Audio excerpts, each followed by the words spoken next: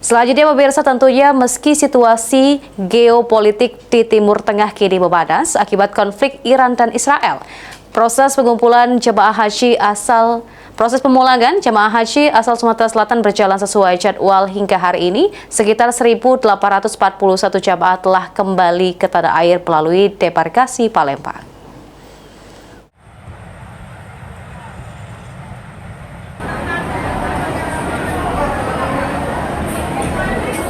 Berdasarkan data dari Humas Kanwil Kemenak Sumatera Selatan Abdul Kudus, total 1.841 jamaah telah tiba di tanah air melalui debarkasi Palembang.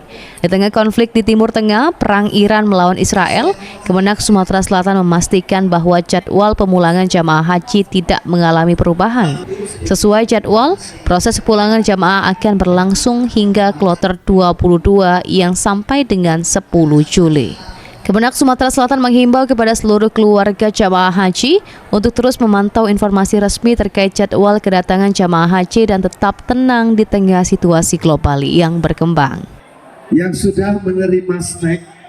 Alhamdulillah sampai saat ini tidak ada informasi bahwa jamaah haji Embakasi Palembang itu terdampak oleh peperangan antara Iran dan Israel. Dan alhamdulillah insya Allah jadwal pemulangan jamaah haji Embakasi Palembang itu masih sesuai dengan jadwal semula, gitu kan.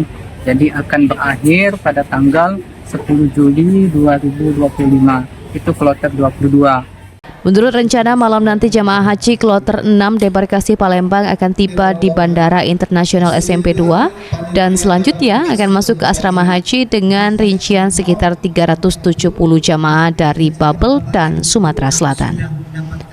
Hafidz Zaidul, PAL TV.